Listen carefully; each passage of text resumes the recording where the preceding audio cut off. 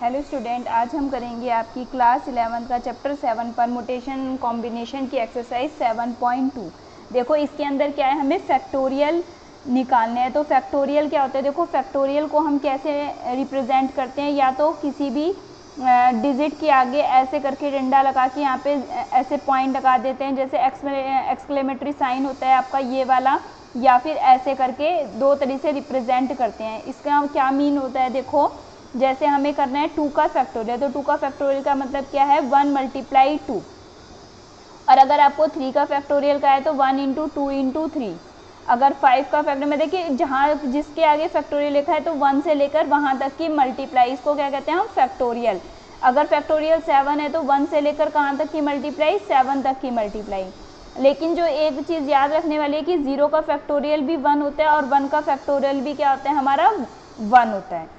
अब अगर n के फैक्टोरियल की बात करें तो n का फैक्टोरियल क्या होता है हमारा 1 से लेकर n तक की मल्टीप्लाई। सिर्फ इतना ही ये ध्यान रखना है हमें। और देखो एक्सरसाइज बहुत ही ज़्यादा सिंपल है हमारी।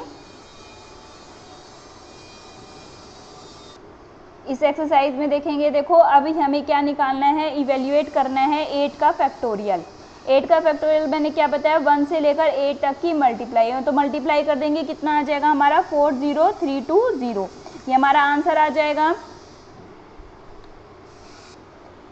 ठीक है 40320, ये हमारा आंसर आ गया। अब नेक्स्ट दे रखा है हमें, देखो फर्स्ट का सेकंड पार्ट है 4 का फैक्टोरियल - 3 का फैक्टोरियल। अब देखो हम एक चीज़ और ध्यान की है कि हमारा जैसे 4 का फैक्टोरियल है, मैं इसको क्या लिख सकती हूँ, देखो 3 का फैक्टोरियल × 4। तो अगर मैं 3 के फैक्टोरियल में × 4 कर दूंगी तो ये क्या बन जाता है मेरा 4 का फैक्टोरियल। जैसे 4 के फैक्टोरियल का मतलब क्या है मेरा 1 × 2 × 3 × 4 है, तो मैंने यहाँ 1 × 3 का यहाँ से 1 × 2 × 3 को क्या लिख दिया 3 का फैक्टोरियल, और इंटू में ये क्या लिख दिया 4। तो अगर ऐसे करके लिखा होता है तो हमें इसका नेक्स्ट वाला हो जाता है हमारा 4 का फैक्टोरियल हो जाता है। ऐसे यहाँ लिख दिया मैंने 4 के फैक्टोरियल को 3 × 4 का 3 का फैक्टोरियल × 4 -3 का फैक्टोरियल। अब इन देखो इसमें से फैक्टोरियल 3 कॉमन ले लिए, क्या बच गया 4 - 1 यानी फैक्टोरियल 3 × 3 क्या आ जाएगा हमारा फैक्टोरियल 3 कितना होता है हमारा 1 × 2 × 3 यानी कि 6 × 3 यानी कितना आ जाएगा हमारा 18। ये हमारा आंसर आ जाएगा। अब सेकंड क्वेश्चन देखेंगे, इसके अंदर पूछा है कि इस 3 का फैक्टोरियल + 4 का फैक्टोरियल = 7 का फैक्टोरियल, क्या 3 का फैक्टोरियल और उसके अंदर हम 4 का फैक्टोरियल ऐड कर दें तो क्या वो 7 के फैक्टोरियल के इक्वल आएगा। अब देखो इसके अंदर पहले मैंने लेफ्ट हैंड साइड ली है 3 का फैक्टोरियल + 4 का फैक्टोरियल। 3 का फैक्टोरियल का मतलब क्या है 1 × 2 × 3, और 4 का क्या मतलब है 1 × 3 2 × 3 × 4। इनको मल्टीप्लाई करा क्या आ गया 6 आ गया, इन सबको मल्टीप्लाई करा क्या आ गया हमारा 24। तो 24 + 6 कितना आ गया 30 आ गया। तो ये तो मेरी आ गई लेफ्ट हैंड साइड। अब राइट हैंड साइड 7 का फैक्टोरियल करेंगे। 7 का फैक्टोरियल यानी कि 1 से लेकर 7 तक की मल्टीप्लाई, और इनको मल्टीप्लाई करेंगे तो क्या आ जाएगा 5040। देखो लेफ्ट हैंड साइड को सॉल्व किया तो 30 आया था, राइट हैंड साइड को सॉल्व किया तो क्या आ गया 5040, यानी कि लेफ्ट हैंड साइड जो है राइट हैंड साइड के इक्वल नहीं है। तो यानी कि ये जो हमें क्वेश्चन में गिवन है ये क्या है ट्रू नहीं है हमारा। अब हमारा देखो थर्ड क्वेश्चन है, कंप्यूट करना है हमें 8 का फैक्टोरियल अपॉन में 6 का फैक्टोरियल इंटू में 2 का फैक्टोरियल।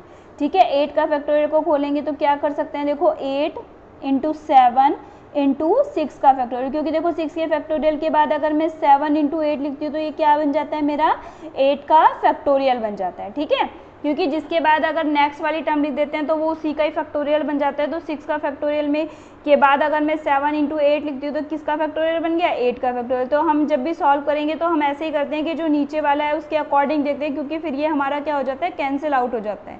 तो मैंने इसको पहले खोल दिया 8 × 7 × 6 का फैक्टोरियल लिख दिया। यहाँ पे आप चाहे पूरा भी लिख सकते हो 8 × 7 × 6 5 4 3 2 1, फिर इसको भी खोलेंगे तो थोड़ा हमारा लेंदी हो जाएगा। फ़र्क तो आंसर तो वही आएगा लेकिन थोड़ा सा लेंदी हो जाता है हमारा। तो हमने सिर्फ सिंपल इसको 6 के फैक्टोरियल तक खोल लिया। अब यहाँ पे देखो 6 का फैक्टोरियल × 2 है नीचे हमारा, तो 6 के फैक्टोरियल से 6 का फैक्टोरियल कैंसिल आउट हो जाएगा।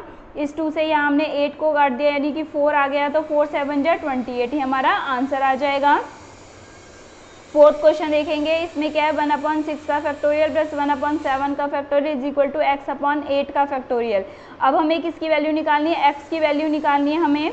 तो 1/6 का फैक्टोरियल तो एज इट इज लिख दिया। अभी मैं 1/7 के फैक्टोरियल को कैसे लिख सकते हैं बच्चों, 1/7 इंटू में 6 का, क्योंकि मैंने बताया 6 का फैक्टोरियल है, उससे नेक्स्ट लिखेंगे तो ये 7 का फैक्टोरियल ही बन जाता है हमारा। तो हमने क्या लिख दिया इसको, 7 इंटू 6 के फैक्टोरियल लिख दिया। अब यहाँ पे इक्वल टू में x अपॉन में 8 इंटू 7 इंटू 6 का फैक्टोरियल लिख दिया। अब देखो इसलिए लिख दिया क्योंकि ये जो 6 का फैक्टोरियल इधर भी है और इधर भी है, तो यहाँ पर कॉमन लेके क्या हो जाएगा हमारा, कैंसिल आउट हो जाएगा। तो यहाँ से मैंने 1/6 का फैक्टोरियल कॉमन ले लिया। यहाँ क्या बच गया 1 + 1/7 और यहाँ पे क्या आ गया x अपॉन में 8 इंटू 7 इंटू 6 का फैक्टोरियल। इस 6 के फैक्टोरियल से ये कैंसिल आउट हो जाएगा। यहाँ पर हम एलसीएम लेंगे तो कितना आ गया 8/7 और यहाँ क्या आ गया x अपॉन में 8/7। तो इस 7 से 7 कट गया, यहाँ क्रॉस मल्टीप्लाई हो जाएगी, यहाँ तो 1 बचा है हमारा और यहाँ मल्टीप्लाई हो जाएगी, तो x की वैल्यू कितनी निकल के आ गई मेरी 64 आ गई। अब हमारा 5th क्वेश्चन देखेंगे। इसके अंदर हमें इवेल्युएट करना है, देखो factorial n upon n minus r के फैक्टोरियल को कब करना है, वैन n की वैल्यू अगर 6 है और r की वैल्यू क्या है हमारी 2, n की जगह 6 पुट कर दो तो 6 का फैक्टोरियल अपॉन में n माइनस r यानी 6 - 2 का फैक्टोरियल। तो ये क्या आ गया हमारा 6 का फैक्टोरियल अपॉन में 6 - 2 यानी 4 का फैक्टोरियल। अब ऊपर वाले को वहीं तक खोलते हैं जहाँ पर हमें नीचे वाला दिखाई दे रहा है, क्योंकि फिर हमारा क्या हो जाता है कैलकुलेशन ईजी हो जाती है, तो हम इसको कट कर देते हैं। तो यहाँ पर मैंने 6 × 5 × 4 का फैक्टोरियल अपॉन में 4 का फैक्टोरियल तक खोला, ये कैंसिल आउट हो गए, 6 × 5 = 30 हमारा आंसर आ जाएगा। अब यहाँ पे सेकेंड पार्ट भी दिया है हमें, देखो n की वैल्यू 9 दे रखी है और r की कितनी दे रखी है 5, तो n की जगह 9 पुट करा और नीचे 9 - 5 का फैक्टोरियल। तो यहाँ 9 का फैक्टोरियल अपॉन में 4 का फैक्टोरियल, यहाँ पे देखेंगे इसको खोल दिया मैंने 9 8 7 6 5 और फिर 4 के फैक्टोरियल तक। 4 के फैक्टोरियल से ये कैंसिल आउट हो जाएगा, कितना बच गया हमारा आंसर 1520, ये हमारा आंसर आ गया। अब हम थोड़ा सा देखो 7.3 का इंट्रो कर लेते हैं। इसमें थोड़ा सा जो हमें 7.3 में ज़रूरत है कि हमें एक्सरसाइज को करने के लिए क्या क्या ज़रूरत पड़ेगी, क्या क्या फॉर्मूले यूज़ होंगे, वो समझ लेते हैं। देखो परमुटेशन को मैंने आपको बताया था, क्या मतलब होता है, अरेंजमेंट होता है, और इसको किससे रिप्रेजेंट करते हैं, आर से करते हैं। इन केस अगर हमारे पास n ऑब्जेक्ट्स हैं और n में से हमें r ऑब्जेक्ट्स चूज़ करने हैं, ठीक है, r जो ऑब्जेक्ट्स हैं उनको अरेंज करना है, लेकिन जो n है हमारे क्या है, डिफरेंट है, सारे n क्या है हमारे डिफरेंट है। तो हम इसको कैसे लिखते हैं, देखो इसका फॉर्मूला क्या है, NPR का n का फैक्टोरियल अपॉन में n माइनस r का फैक्टोरियल, और जो r की वैल्यू है या तो वो 0 के इक्वल या 0 से बड़ी हो सकती है और n से छोटी या n के इक्वल हो सकती है, ठीक है। NPR जैसे फॉर एग्जांपल अगर हमारे पास जैसे ये दे रखा है 4p2 दे रखा है, तो इसका मतलब देखो n का फैक्टोरियल यानी कि 4 का फैक्टोरियल n माइनस r यानी 4 - 2 यानी कि 2 का फैक्टोरियल। तो जो ये r है इसकी वैल्यू या तो 0 से इक्वल या 0 के बड़ी, 0 से और n से छोटी और n के इक्वल, यानी कि 4p4 हो सकता है लेकिन 4p6 नहीं हो सकता। अगर यहाँ पे np0 लिखा है, देखो 0 के मैंने बताया था ना इक्वल हो सकती है, np0 है तो हम डायरेक्ट क्या लिख सकते हैं, देखो इसको n का फैक्टोरियल अपॉन में n माइनस 0, r कितना है मेरा 0 है, तो n माइनस 0 का फैक्टोरियल कितना आ गया, n का फैक्टोरियल अपॉन में n का फैक्टोरियल यानी कि 1। आगे से अगर मेरे पास 4p0 लिखा हुआ आता है तो मैं डायरेक्ट इसको क्या वैल्यू लिख सकती हूँ, इसकी 1 लिख सकती हूँ। अगर मेरा यहाँ पर npn आ जाता है, npn का मतलब क्या है हमारा, n का फैक्टोरियल अपॉन में n माइनस n का फैक्टोरियल, यानी n का फैक्टोरियल n माइनस n कितना हो गया मेरा 0 का फैक्टोरियल, यानी कि क्या आ गया मेरा n का फैक्टोरियल आ जाएगा।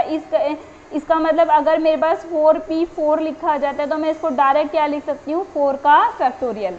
इसमें कुछ आपकी 3 थ्योरम्स हैं, हम थ्योरम्स पढ़ लेते हैं और उसके अकॉर्डिंग एक एक क्वेश्चन देख लेते हैं, फिर एक्सरसाइज स्टार्ट करेंगे। देखो इसके अंदर आपकी थ्योरम फर्स्ट क्या दे रखी है, अगर आपको the number of permutation of n different object taken are at a time where r जो है 0 से बड़ा और n से छोटा और n के इक्वल है, तो and when repetition is not allowed, और रिपीटेशन अलाउड नहीं है, तो इसका फॉर्मूला क्या होता है मेरे पास, NPR मीन्स क्या है, आपके पास जो n डिफरेंट ऑब्जेक्ट्स हैं उनमें से r लेने हैं, हमें n डिफरेंट ऑब्जेक्ट में से r लेने हैं, और इसमें क्या है हमारा जो r है, ये जो n जो है हमारे क्या है रिपीट नहीं हो रहे हैं, सारे क्या है डिफरेंट हैं, तो रिपीटेशन इज नॉट अलाउड, जो r है वो भी रिपीट नहीं हो रहे हैं हमारे, और n भी हमारी क्या चीज़ है, डिफरेंट ऑब्जेक्ट्स हैं सारे। तो इसमें हमारा क्या फॉर्मूला आ जाता है, देखो NPR। जैसे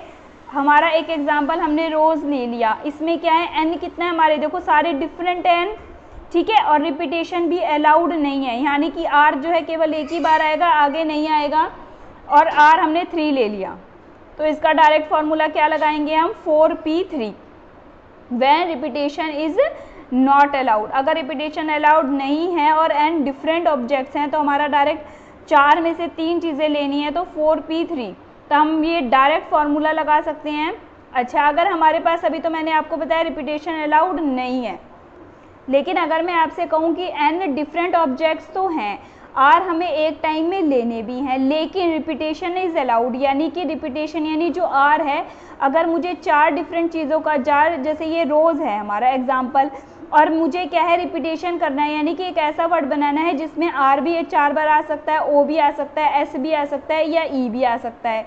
तो फिर हम कैसे करेंगे, तो हमारे पास क्या फॉर्मूला है, the number of permutation of n different object हैं, r हमें एक टाइम में लेने हैं, तो रिपीटेशन इज अलाउड। तब हमारा फॉर्मूला होता है n की पावर r, ठीक है, n की पावर r, यानी कि जैसे n हमारे पास कितने हैं, 4 हैं, हमें 4 ही लेने हैं, और रिपीटेशन अलाउड है, यानी कि एक जो हमारा ये है r, एक जो r या o या s या e में से है, ये एक से ज़्यादा बार आ सकता है, तो हमारा क्या आ जाता है 4 की पावर 4।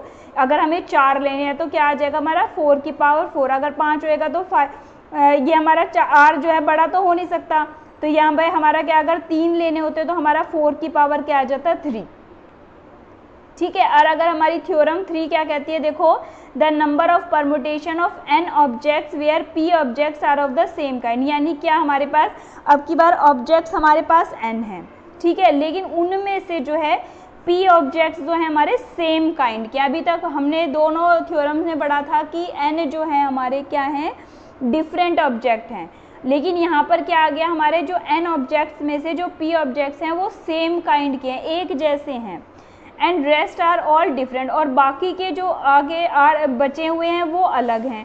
तो इसका फॉर्मूला क्या है हमारे पास, फैक्टोरियल n अपॉन में फैक्टोरियल p। फॉर एग्जांपल देखते हैं, देखो ये हमारे पास एक वर्ड आ गया इलाहाबाद, ठीक है। सबसे पहले तो हम ये देखेंगे इसके अंदर ये हमारे टोटल कितने ऑब्जेक्ट्स हैं, यानी कि 1 2 3 4 5 6 7 8 9, तो हमारे पास कितने ऑब्जेक्ट्स हो गए, 9 का फैक्टोरियल हो गया। अब इसके अंदर हमारा हम ये देखते हैं कि डिफरेंट जो हमारे सेम काइंड के ऑब्जेक्ट्स हैं वो कितने हैं। अभी यहाँ पे देखेंगे ए कितनी बार आ रहा है हमारा, देखो 1 2 3 4, यानी ए कितनी बार आ रहा है हमारा, 4 टाइम्स आ रहा है। और जो एल है हमारा वो देखेंगे कितनी बार आ रहा है, 1 2, यानी कि एल हमारा कितने टाइम्स आ रहा है, 2 टाइम्स। एच भी रिपीट हो रहा है, नहीं हो रहा, बी रिपीट हो रहा है, नहीं हो रहा, डी रिपीट हो रहा है, नहीं हो रहा, तो ये रिपीट नहीं हो रहे। तो जो जो रिपीट होते हैं यानी कि उससे हम क्या कर देते हैं, डिवाइड कर देते हैं, जो कि सेम काइंड के होते हैं, यानी कि 9 का फैक्टोरियल अपॉन में ए कितना है हमारा, 4 टाइम्स है, तो यानी कि 4 का फैक्टोरियल। एल कितने टाइम्स है, यानी 2 टाइम्स है, यानी 2 का फैक्टोरियल। अब जब हम इसको सॉल्व करेंगे तो ये कितना आ जाएगा हमारा 7560, ये हमारा आंसर आ जाएगा।